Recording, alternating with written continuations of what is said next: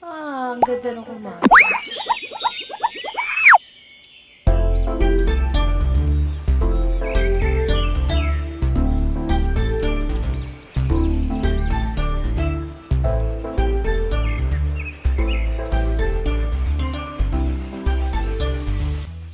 Hi mga ka-Fatcham! Welcome sa ating pang-apat na video, ang lechon a la Fatcham. This time, gagamit tayo ng air fryer kasi matagal ko na siyang di nagagamit. Kaya diretso na tayo sa ingredients. Isang buong manok, brown sugar, curry, soy sauce, calamansi, vinegar, ketchup, tanglad, luya, sibuyas, bawang, pepper, asin, and oyster sauce. Tara, luto na tayo! Para sa ating marinade, pagkasama-samahin lang lahat ng mga ingredients, uumpisahan natin sa kalamansi, bawang, sibuyas, tanglad, luya, mix lang natin, paminta at asin, curry,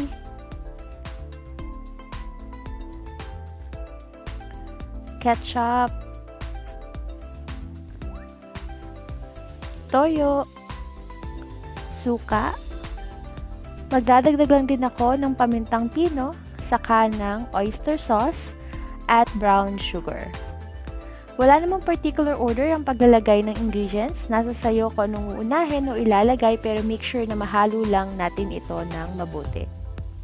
Ilalagay na natin yung manok at i-coat na natin sa marinade. Siguraduhin lang natin na makot ang buong manok. Kinat ko siya pa butterfly para mas madaling makot ang loob.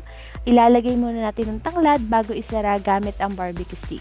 Mas okay kung ma-marinate natin at least 1 hour or overnight para mas manuot ang mga pampalasa. Then, ready na siya ilagay sa air fryer.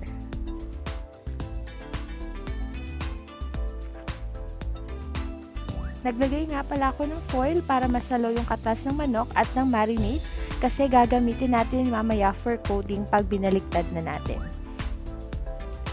Isasara na natin ang air fryer. Naka-automatic set naman ito pag heat to 200 degrees Celsius for 35 minutes.